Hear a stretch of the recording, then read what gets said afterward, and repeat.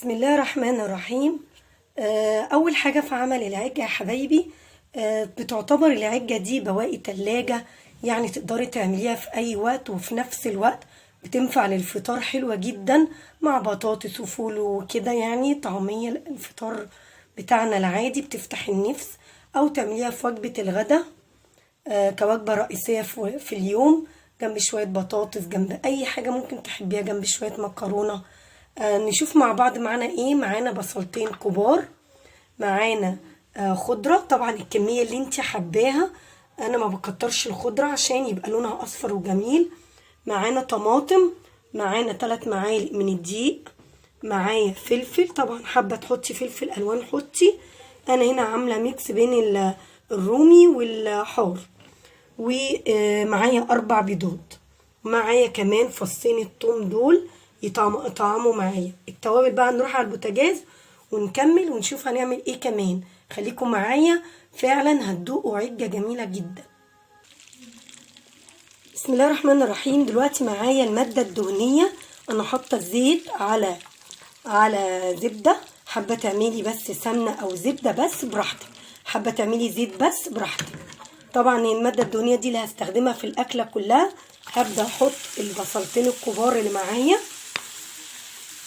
طبعا لو حبيتي تضعفي الكمية ضعفي، تقدري تعملي صينية اكبر من دي او كمية اكبر من دي براحتك. هبدأ يدبل بقى معايا البصلاية، تدبل كده، تطرى كده وتدبل، هي لسه دلوقتي صحيحة فتدبل، لسه صاحية البصلاية، سيبها تدبل بقى ونشوف هنعمل ايه. اول ما الاقي مرحلة البصل وصلت لكده، يا دوب اتدبلت معايا وبقت طريه معايا البصلايه، اول ما توصل المرحله دي احط فصين الثوم وابدا اشوف الريحه واشم الريحه معايا. البصل مع الثوم هيدي ريحه جميله جدا. يا دوبك تقلبتين برضو وانزل بالطماطم، تاخد ريحه الثوم كده وتشويحه مع البصل. ما وصلش يا جماعه، ما غمقش البصل، ان تغميق البصل هيأثر على لون العجه. دي العجه بقى المصريه بتاعتنا الجميله، ان شاء الله تبقى بسيطه وجميله، وتعمليها في 10 دقايق، مش تاخد منك اي حاجه. يا دوبك الريحه طلعت، ريحه التومه، ابدا انزل بقى الطماطم المتقطعه صغير. تمام كده وصل معايا الريحه الجميله، وصلت وشماها بطريقه رهيبه. ابدا انا بقول احط الاول كمان، لو حطينا الفلفل ممكن تحطي الفلفل الاول، ممكن تحطي الطماطم، انا هحط الفلفل الاول. حطينا الفلفل، قلت برضو يدبل معايا عشان مسافه ما احط الطماطم مش هتاخد وقت، يبقى ممكن تحطي الطماطم وممكن تحطي الفلفل الاول. طبعا بتدي في الاخر الوان جميل. حابه تحطي فلفل الوان حطي، فلفل حار بس حطي، والكميه اللي انت عايزاها. طبعا حابه تزودي في البيض او بكميه البيض اللي موجوده، بتحددي على اساسها البصل والطماطم والخضار اللي بتحطيه، لان هي اساسها بيض. هنا بقى بنزل بالطماطم، الالوان بقت جميله قوي مع بعض. هنزل بالطماطم وادبل برده الطماطم، كل ما الاقي المرحله بتاعتي ادبل الخضار اللي معايا. اول ما ادبل معايا كل الخضار هبدا احط فلفل اسمر، حبه كده من الفلفل الاسمر، عشان لما بيتحط وهو الخضار سخن بياخد من الريحه الجميله بتاعه الفلفل الاسمر مع الخضار، بتبقى هو سخن كده بتاخد الطعم بتاع الفلفل الاسمر. ويا ريت الفلفل الاسمر في اطعمه او في اكلات لازم الفلفل الاسمر يبقى لسه مدقوق فيه عشان يدي الطعم المميز. بقت الالوان جميله جدا. طيب انا دلوقتي هعمل ايه بقى؟ كل اللي هعمله ان انا اسيب الخضار يهدى معايا، يبرد عشان اعرف بعد كده احط البيض وبقيه مكوناتي معايا. هسيبها، هطفي عليها خلاص. انا دي المستوى اللي انا عايزاه، هي كده شاربه كل حاجه، مفيش الا الماده الدهنيه والخضار، وكل الخضار دبل معايا. اطفي على النار واسيبها تبرد بتاع ربع ساعه كده. اكون ظبطت حاجتي وجهزنا الخطوه اللي جايه، يكون برد عشان لما اجي احط البيض ما يستويش. لازم اضرب البيض مع الحاجه، هسيبها ربع ساعه تهدى واجيلها. كده برد معايا الخليط اللي احنا عملناه زي ما انتوا شايفين كده. ده الخليط برد. هنا انا مجهزه 4 بيضات. كل اللي هعمله هنزل بالتوابل.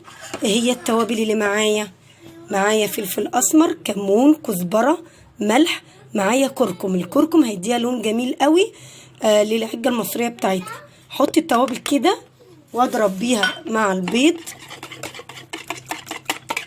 عشان ننجز من الوقت. وكل ده نبقى ممكن محضرينه عقبال ما تبرد معايا الخضار. لما يبرد اكون انا عملت البيض، قلبته كده ورجيته عشان ادخل فيه الهواء وتعلى معايا. انا كده ضربت البيض. انا هنا بقى 3 معالق دقيق اللي احنا قلنا عليهم. 3 معالق دقيق دول انا حطيت معلقتين ميه عشان ادوبهم واحسش ان هو مكلكع معايا. انا حطيت معلقتين ميه اهو، بقوا سايلين معايا خالص عشان ما يكلكعوش مع البيض، ابقى ضامنه ان هو اتضرب كويس. انزل بيه زي ما انتوا شايفين كده.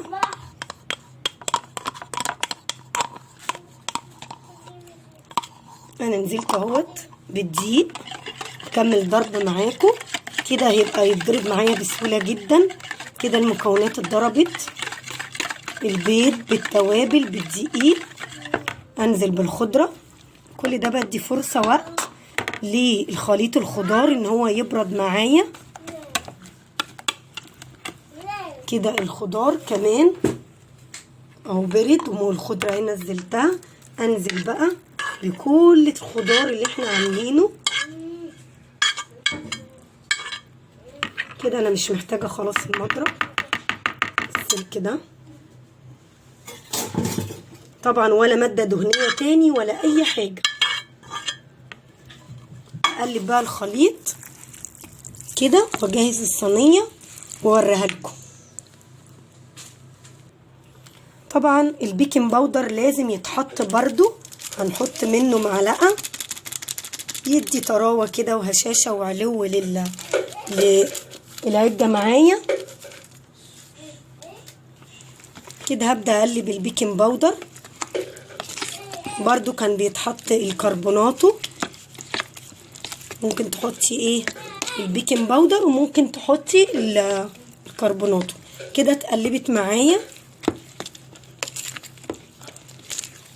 وفي اي صينيه بقى حسب الكميه اللي انت عايزاها، وهي فيها كل حاجه توابلها والخضار. حابه تحطي شطه برضو حطي، الفلفل يكون حار حطي، اللي موجود معاكي حطيه. وادي الصينيه بتاعتي وابدا اصب. بسم الله الرحمن الرحيم. ان شاء الله بجد الشتاء عايز بقى الاكلات اللي زي دي البسيطه الحرشه كده، ما تحميش، لان احنا في الشتاء ناكل الحاجات دي من غير خوف غير الصيف. اي حاجه بتتعب بقى في الحاجات دي في الصيف شويه. ونكون بقى الفرن سخن ونحطها، مش هتاخد مننا ربع ساعه. بسم الله الرحمن الرحيم. طلعت معانا العجه في منتهى الجمال اهي. تقدري تعمليها في 10 دقايق تفطري بيها. غدوه بسيطه، يوم مشغوله فيه تعمليها على طول. اصلا وجبه كمان مفيده، اكله مفيده فيها خضار وبتطلع خرط كده في منتهى الجمال. ادي العجه المصريه بتاعتنا. ان شاء الله الفيديو يعجبكم. يا ريت اللايك والشير والاشتراك في القناه للي اول مره يشوفها. وبألف هنا وشفا.